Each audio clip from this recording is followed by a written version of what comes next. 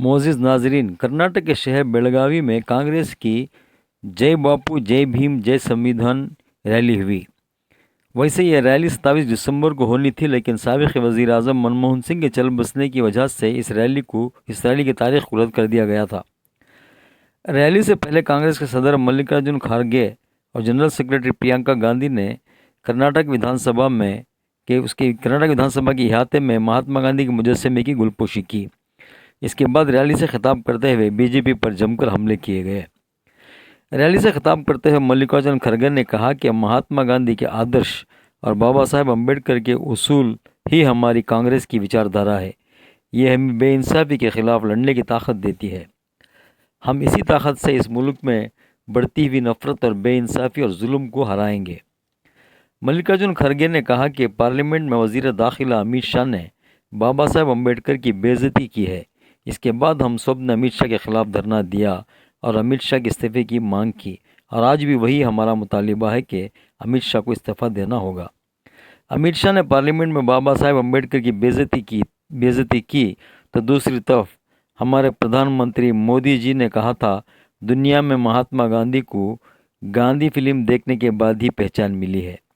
ये बहुत शर्मनाक है। जिन्होंने कभी तारीख़ नहीं पढ़ी और जिनको तारीख़ की कोई जानकारी नहीं, आज ऐसे लोग हुकूमत में बैठे हैं। खड़गे ने मज़ीद कहा कि आरएसएस और बीजेपी के लोग संविधान को जलाने और ख़त्म करने वाले लोग हैं।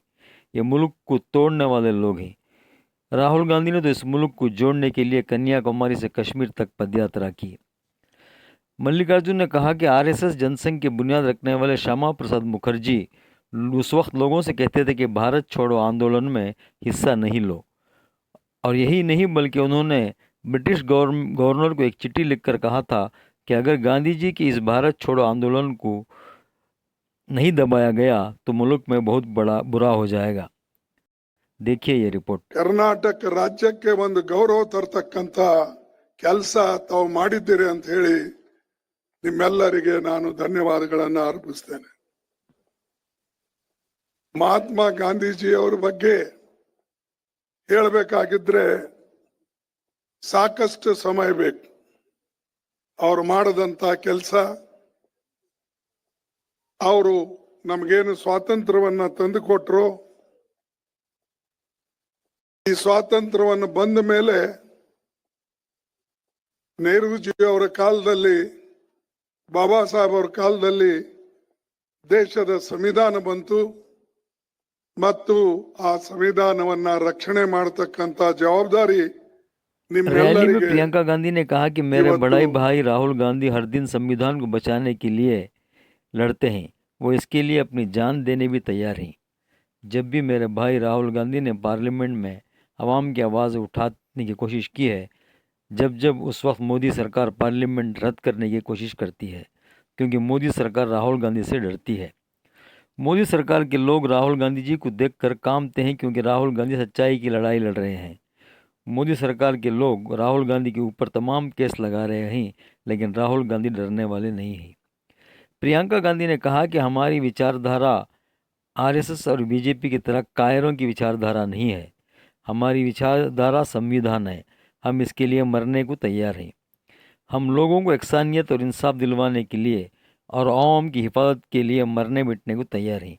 ये देखिए प्रियंका गांधी की स्पीच। टूथपेस्ट पे जीएसटी है, चाय पीते हो चाय पे जीएसटी है, कॉफी पीते हो कॉफी पे जीएसटी है, ब्रेड पे जीएसटी है, मक्खन पे जीएसटी है, आपके नाश्ते पे जीएसटी है, आपके बच्चों के यूनिफॉर्म पे जीएसटी है, पुस्तकों पे जीएसटी है, पेंसिल पे जीएसटी है, मोजे जूतों पर जीएसटी है। आप सामान खरीदने जाते हो जीएसटी देते हो। अडानी जी अंबानी जी देते हैं टैक्स, उनकी टैक्स बढ़ी है क्या?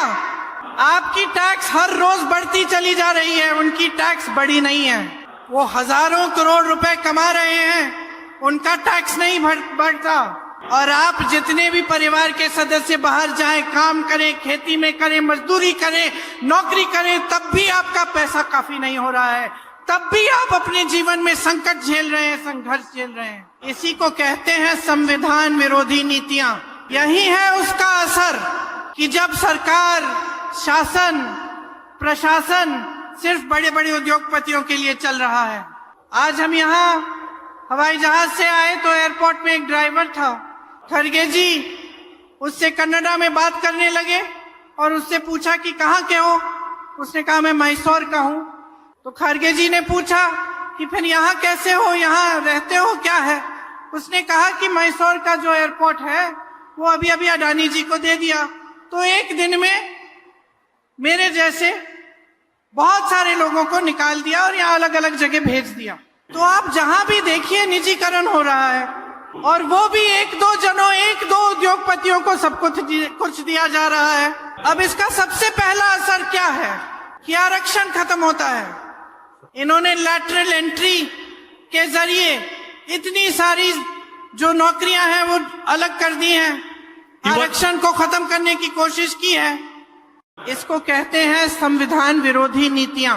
तो जब हम संविधान की बात करते हैं, जब हम कहते हैं कि ये संविधान को कमजोर कर रहे हैं, असल में हम क्या कह रहे हैं? हम ये कह रहे हैं कि ये इस देश की जनता को कमजोर कर रहे हैं, कि देश के लोकतंत्र को कमजोर कर रहे हैं, कि आपके जिंदगी में संकट को बढ़ा रहे हैं, संघर्ष को बढ़ा रहे हैं, आपको कमजोर कर रहे हैं। तो आपको समझना पड़ेगा कि ये जो संविधान है ये आपका है, आपके जीवन में इससे बड़ी कोई चीज नहीं है। यही आपको अन्याय से बचाता है, यही आपको न्याय का अधिकार देता है, यही आपको शिक्षा का अधिकार देता है, भोजन का अधिकार देता है, आवाज उठाने का अधिकार देता है, सरकार के खिलाफ आंदोलन करने का अधिकार देता है। ये जो हमारे सेना, ये जो हमारे पुलिस वाले यहाँ खड़े हैं, कर्मचारी खड़े हुए हैं सरकार के, इनको सुरक्षित रखता है। ये आज अपने पुराने पेंशन के लिए गिड़गिड़ा रहे हैं क्योंकि आज की सरकार हर रोज संविधान पर हमला करती है। तो समझ लीजिए यही आपका लोकतंत्र है और यही आपको सुरक्षित रखेगा। और जो अपनी राजनीति के लिए, अपनी सत्ता के लिए इसको कमजोर करने की कोशिश कर रहे हैं, इसको बदलने, इसको खत्म करने की कोशिश कर रहे हैं, उनको पहचानिए, तय कर लीजिए, मन बना लीजिए कि आप इस पर आंच नहीं आने देंगे। आप अपना अपमान नहीं सहेंगे, अपने संविधान का अपमान नहीं सहेंगे, बाबा साहेब का अपमान नहीं सहेंगे। आज इस मंच पर बैठे तमाम नेताओं के साथ एक संकल्प कीजिए कि जिस तरह से ये संविधान आपको सुरक्षित रखता है, उसी तरह से आप अपनी जान दे देंगे, लेकिन आप इस संविधान को सुरक्षित रखेंगे। यहाँ मंच पे बैठा एक एक नेता आपके लिए, इस संविधान के लिए, इस देश के लिए समर्पित है। मेरे भाई, बड़े भाई यहाँ आज आ नहीं पाए क्योंकि उनकी तबीयत खराब है, लेकिन हर रोज वे संविधान के लिए लड़ते हैं, इसके लिए जान देने के लिए तैयार है। और इसीलिए ये सरकार राहुल गांधी से डरती है। जब राहुल गांधी संसद में खड़े होते हैं बात करने के लिए, बोलने के लिए, न्याय मांगने के लिए, आपके लिए, तब ये सरकार कुछ भी करती है, उस संसद को उस दिन रद्द करने की कोशिश करती है, बंद करने की कोशिश करती है, क्योंकि डरती है इनसे। और ये सरकार उनको देखकर कांपती इसलिए है क्योंकि वो सच्चाई की लड़ाई लड़ रहे हैं। इन पे केस डाले हैं, ईडी के केस, तमाम केस, कैसे कैसे, इधर महाराष्ट्र में, कहीं बिहार में, कहीं उत्तर प्रदेश में, हर जगह केस डाले हैं। राहुल गांधी नहीं डरेंगे, न राहुल गांधी जी डरेंगे, न मल्लिकार्जुन खड़गे जी डरेंगे, न इस मंच पे बैठा कोई भी नेता डरेगा, ना मैं डरूंगी, क्योंकि हमारी विचारधारा लड़ने की है, सच्चाई की है, डरने और कांपने की नहीं है। बीजेपी और आरएसएस की तरह कायरों की विचारधारा नहीं है हमारी, ये है हमारी विचारधारा। इस रैली से कर्नाटक के चीफ मिनिस्टर सिद्धरामैया ने भी बीजेपी पर बहुत तीखे हमले किए। कांग्रेस के सभी लीडरों के बयान से यह पता चलता है कि संसद में अमित शाह के बाबा साहेब अम्बेडकर की जो बेइज्जती की, उसके खिलाफ कांग्रेस अपना आंदोलन तेज कर सकती है। सामाइन, कांग्रेस में संविधान बचाने के लिए पूरी ताकत से लड़ रही है और बीजेपी की नीतियों पर हमले कर रही है और उस बीजेपी की नीतियों पर भी सवाल उठा रहे हैं। राहुल गांधी ने बीजेपी की नीतियों की वजह से मुल्क में बढ़ती हुई महंगाई पर सवाल उठाए हैं। सामाइन, हाल ही में राहुल गांधी ने बिहार का दौरा किया। इस दौरे ने एनडीए को चारों तरफ से मुश्किलें खड़ी हो गई हैं। पटना में एक तरफ राहुल गांधी ने तेजस्वी यादव और लालू प्रसाद यादव से मुलाकात की, तो दूसरी तरफ राहुल ने हड़ताल कर रहे बीपीएससी के स्टूडेंट से मुलाकात की। राहुल गांधी ने स्टूडेंट से बात की और उनकी बात गौर से सुनी।